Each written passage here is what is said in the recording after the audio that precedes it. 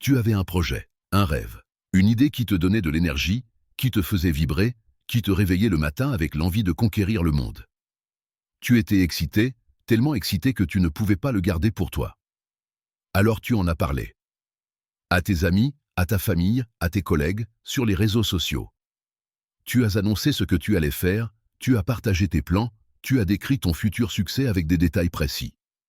Et puis rien. Le projet est mort.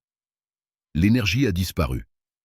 La motivation s'est évaporée comme de l'eau sous le soleil. Tu ne sais pas exactement ce qui s'est passé, mais ce rêve qui te semblait si vivant est maintenant enterré quelque part avec tous tes autres projets avortés. Tu te reconnais? Ce n'est pas de la malchance. Ce n'est pas un manque de discipline. Ce n'est pas que ton idée était mauvaise. C'est que tu as ouvert la bouche quand tu aurais dû la fermer. Les Juifs prospères connaissent un secret que la plupart des gens ignorent complètement, le silence et la protection des projets.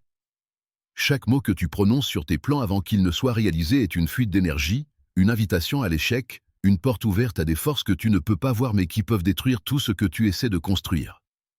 Shalom, je suis le rabbin Joseph, et aujourd'hui je vais te révéler pourquoi parler de tes projets te condamne à l'échec, et comment le silence stratégique peut multiplier tes chances de réussite. Laisse-moi te poser une question directe et je veux que tu y répondes avec une honnêteté brutale. Combien de projets as-tu annoncés dans ta vie qui ne se sont jamais réalisés?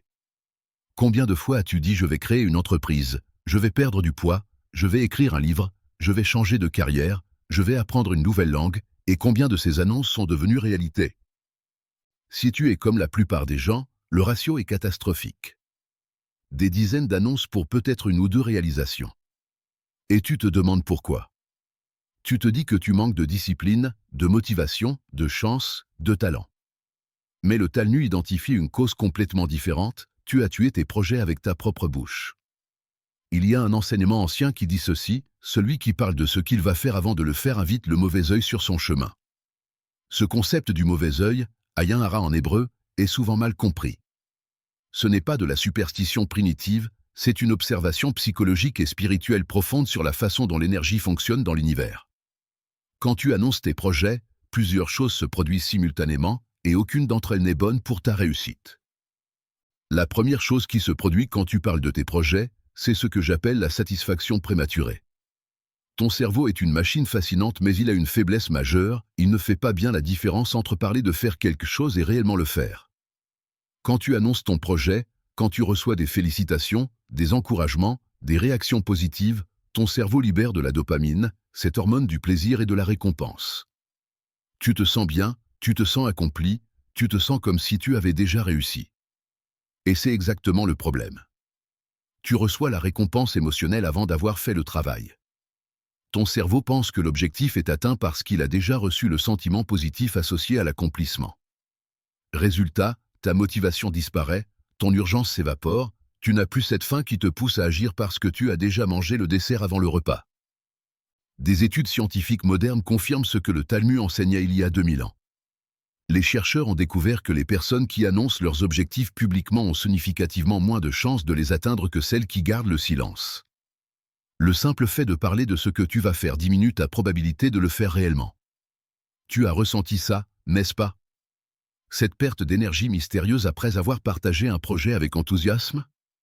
Ce n'était pas mystérieux du tout, c'était prévisible. Tu as donné ta récompense à ton cerveau avant qu'il l'ait méritée. La deuxième chose qui se produit quand tu parles de tes projets, et celle-là est plus sombre, c'est que tu invites la négativité des autres dans ton espace mental. Écoute-moi bien parce que ce que je vais te dire va peut-être te faire mal, tout le monde ne veut pas que tu réussisses.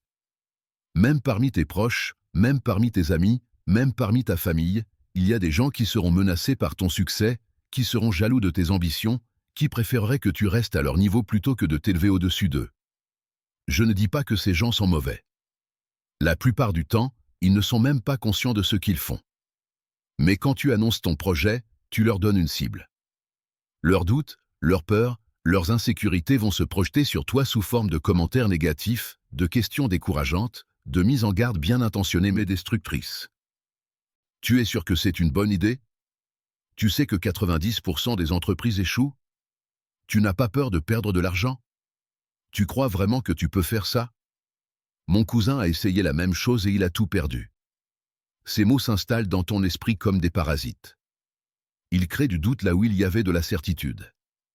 Ils plantent des graines de peur là où il y avait de l'enthousiasme.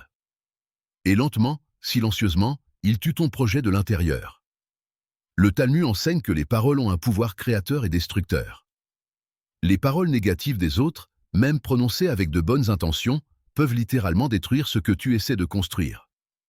C'est pour ça que les sages recommandent le silence, pas parce que tu dois avoir honte de tes projets, mais parce que tu dois les protéger comme tu protégerais un nouveau-né fragile des éléments hostiles.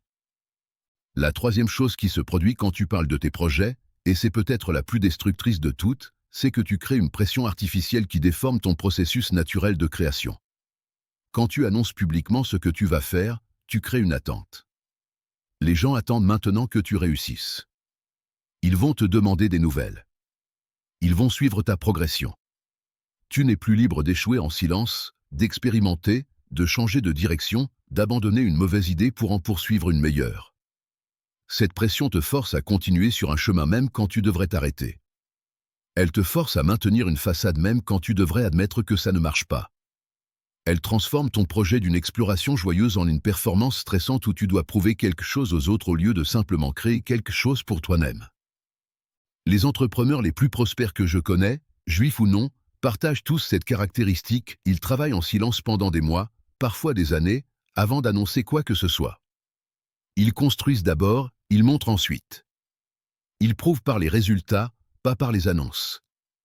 Quand ils ouvrent la bouche, c'est pour présenter quelque chose qui existe déjà, pas pour promettre quelque chose qui pourrait ne jamais exister. Le Talmud dit « Ne parle pas de ce que tu vas faire, montre ce que tu as fait ».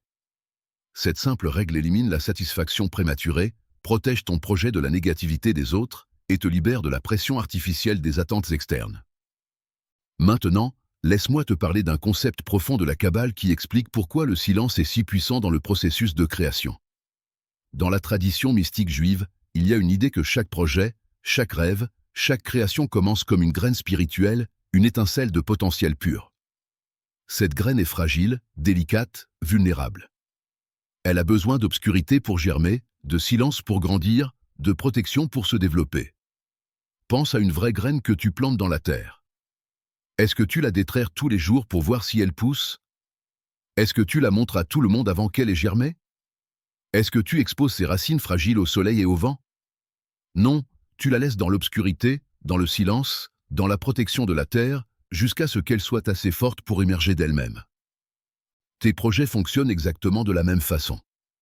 Ils ont besoin d'une période de gestation silencieuse, un temps où ils sont protégés du regard des autres, où ils peuvent grandir sans être jugés, où ils peuvent se développer sans être exposés aux forces destructrices de l'extérieur. Quand tu parles de tes projets trop tôt, tu déterres la graine avant qu'elle soit prête. Tu exposes quelque chose de fragile et d'inachevé au monde extérieur. Et cette exposition prématurée tue la graine avant qu'elle ait eu la chance de devenir une plante, puis un arbre, puis une forêt. Le Talmud enseigne que la bénédiction ne repose que sur ce qui est caché aux yeux. Ce qui est exposé est vulnérable. Ce qui est caché est protégé. Ton silence n'est pas de la cachotterie, c'est de la sagesse. Ce n'est pas de la méfiance, c'est de la protection. Je vais te donner maintenant les 4 règles du silence stratégique que les Juifs prospères appliquent à tous leurs projets importants, 4 principes qui vont protéger tes rêves des forces qui essaient de les détruire. Première règle, ne parle jamais d'un projet avant qu'il soit irréversible. Attends d'avoir signé le contrat, d'avoir lancé le produit, d'avoir fait le premier euro de vente, d'avoir atteint un point où le projet existe indépendamment de ta motivation.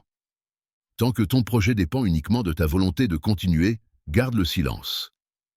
Une fois qu'il a sa propre existence, sa propre inertie, sa propre réalité concrète, tu peux en parler parce qu'il est trop tard pour les forces négatives de le détruire. Deuxième règle, choisis avec une extrême précaution les rares personnes à qui tu parles. Si tu as absolument besoin de partager ton projet, choisis 1 ou 2 personnes maximum, des personnes qui ont prouvé leur capacité à te soutenir sans te juger, qui ont elles-mêmes réussi des projets similaires, qui comprennent la valeur du silence et qui ne partageront pas ton secret avec d'autres. Le Talmud enseigne qu'un secret partagé avec plus de 3 personnes n'est plus un secret.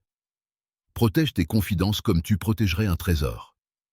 Troisième règle, quand quelqu'un te demande ce que tu fais ou quels sont tes projets, apprends à répondre de façon vague sans mentir. Je travaille sur quelque chose d'intéressant. J'explore des opportunités. Je préfère ne pas en parler avant que ce soit concret. Ces réponses te protègent sans créer de conflit. Tu n'as pas à expliquer pourquoi tu gardes le silence, tu n'as pas à te justifier. Ton silence est ton droit absolu. Quatrième règle, utilise l'énergie que tu aurais mise dans les annonces pour la mettre dans l'action. Chaque fois que tu sens l'envie de parler de ton projet, canalise cette énergie dans le travail sur ton projet. L'excitation que tu veux partager avec les autres, transforme-la en carburant pour avancer. Le Talmud dit que l'homme sage parle peu et fait beaucoup. Deviens cette personne qui surprend le monde par ses réalisations au lieu de l'ennuyer avec ses annonces. Je vais te raconter une histoire vraie qui illustre parfaitement le pouvoir du silence stratégique. Dans ma communauté, il y avait deux jeunes hommes qui voulaient créer une entreprise dans le même domaine, à peu près à la même époque.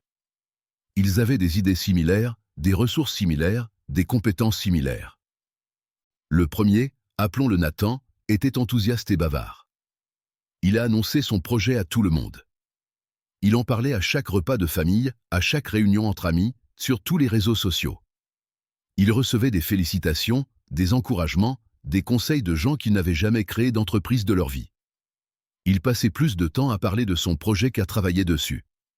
Le deuxième, appelons-le Élie, était silencieux. Personne ne savait ce qu'il faisait. Quand on lui demandait, il répondait vaguement qu'il explorait des opportunités. Il travaillait le soir et les week-ends, seul, sans rien dire à personne. Certains le trouvaient mystérieux, d'autres pensaient qu'il ne faisait rien d'intéressant. 2 ans plus tard, Nathan n'avait toujours pas lancé son entreprise. Il avait eu trop de doutes, trop de conseils contradictoires, trop de pression des gens qui attendaient des résultats. Son projet était mort, enterré sous les paroles et les attentes des autres. Élie, lui, a lancé son entreprise sans prévenir personne. Un jour, il a simplement annoncé que son produit était disponible à la vente. Les gens étaient stupéfaits. Ils ne savaient même pas qu'il travaillait sur quelque chose. Son entreprise a prospéré parce qu'il avait eu le temps de la construire en silence, de faire des erreurs en privé, de perfectionner son offre sans la pression du regard des autres. Le silence d'Élie n'était pas de la faiblesse ou de la méfiance. C'était de la sagesse stratégique. Et cette sagesse a fait la différence entre l'échec et le succès. Récapitulons ce que tu as appris aujourd'hui, parce que ce principe du silence peut sauver tous tes futurs projets de l'échec prématuré. Parler de tes projets avant de les réaliser te condamne à l'échec pour 3 raisons: la satisfaction prématurée qui tue ta motivation en te donnant la récompense avant le travail, la négativité des autres qui plantent des graines de doute dans ton esprit, et la pression artificielle qui déforme ton processus naturel de création. Les 4 règles du silence stratégique sont: ne jamais parler d'un projet avant qu'il soit irréversible, choisir avec une extrême précaution les rares personnes à qui tu te confies, apprendre à répondre de façon vague quand on te pose des questions, et transformer l'énergie des annonces en énergie d'action. Le silence est la protection de tes rêves. L'obscurité est le terreau de tes projets. La discrétion est l'arme secrète des gens qui réussissent vraiment. À partir de maintenant, je veux que tu prennes une décision radicale. Le prochain projet que tu démarres, tu n'en parles à personne. Pas à tes amis, pas à ta famille, pas sur les réseaux sociaux. Tu travailles en silence, tu construis en secret, tu perfectionnes dans l'ombre. Et un jour, quand ton projet sera réel, concret, impossible à arrêter, tu le révéleras au monde non pas comme une promesse mais comme un accomplissement. Ce jour-là, les gens seront surpris. Ils te demanderont comment tu as fait. Et tu pourras sourire en silence, parce que tu connaîtras le secret que la plupart des gens ne comprendront jamais, le pouvoir de se taire. Shalom, et que l'Éternel protège chaque projet que tu garderas dans le silence sacré.